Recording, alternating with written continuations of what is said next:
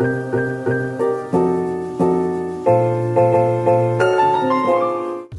with all the talk about content and how content is king nowadays, I decided to bring in the king of content when it comes to our content in-house.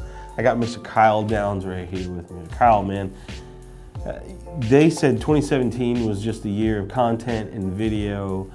And I know for us internally, it's super important that we push out content daily. Like, I can walk by your desk and see you're always plugging away at something, man. So how important do you feel content is for businesses now? Well, content is the absolute most important thing with businesses right now because of the age of social media, because of the climate right now where everybody, you are in touch with a business at the tips of your fingers. You can interact with them. It's never been so accessible. And not only businesses, but like political figures, celebrities with Twitter and Facebook and everything like that. Everything is so at your fingertips, and everybody is so obsessed and interested in creating for themselves an online personality. Right. You know, you look at anybody's personal Instagrams, you look at people's personal Facebooks, you look at the way they market themselves towards the world, and it's all done with content. Right. So why we spend so much time and energy putting our own personalities out into the world, that why wouldn't you want to do that with your business? So it's almost like the attraction for people, like Absolutely. the content part of Absolutely. it. Because it's like, I would think, you know, Kyle, you tell me if I'm wrong here, but I would think someone who's looking for content, they're more of a serious customer or a more serious buyer. Definitely. Because now they get into that research stage, because I always tell people in the medical profession, a more educated patient is a better patient. Mm-hmm. Absolutely. Well, and the thing with content is a lot of it is consumed during the research phase when they decide that they want to do something, when they're actually looking for a solution to a problem when it comes to the business. But a lot of content is consumed in the kind of awareness phase. And what the awareness phase is essentially when a client or a customer has sort of a loose problem. They haven't really named it yet or anything like that, but the first thing they're gonna do is Google something. If any problem we have this day and age, we just Google it. How to fix it. I feel weird, WebMD, anything like that. Before you even go to the doctor, you're gonna WebMD this article, and then you're gonna convince yourself that you're really sick. But that's because of all the content. Right. But so even though it might not be correct, but like, no, the content is consumed in every single stage. You're looking at the prospective people that you might hire to solve this problem. You're looking at what they put out into the world, and you're looking at how the content created benefits them, benefits you, benefits the business as a whole. With our industry specifically, and what we do here, content is the most important thing because that's what we make. Right. And that's what we manage, and that's what we do for other companies. So if we don't have an insane amount of our own content, how in the world are they supposed to trust us? No, that's true.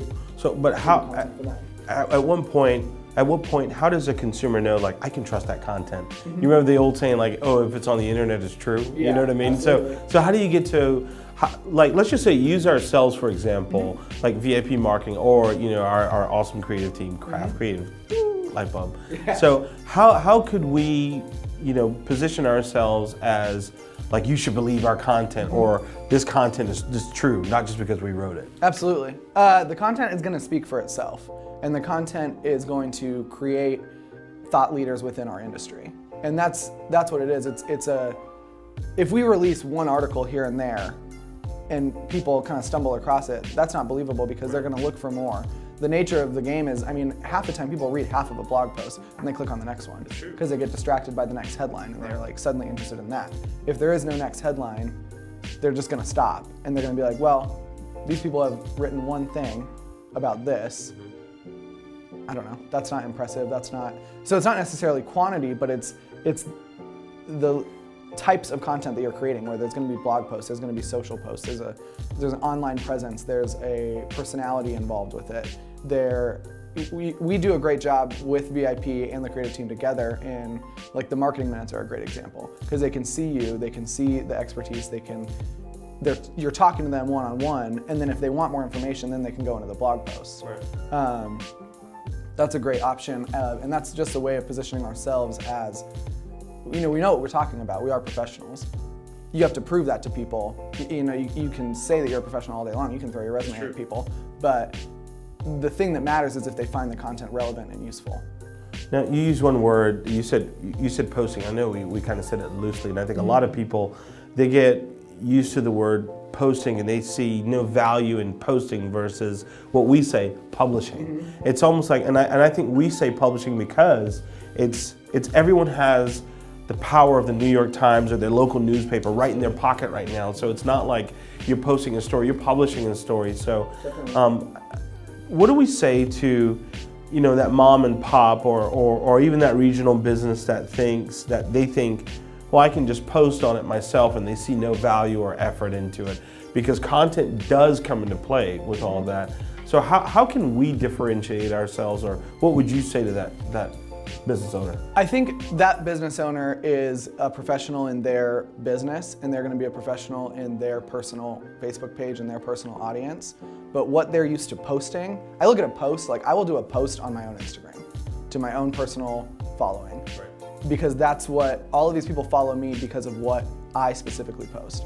These people that are following their business, that's going to be a very different audience than their own personal audience. There's going to be some overlap. Some people that follow them personally are going to be following their business profile as well.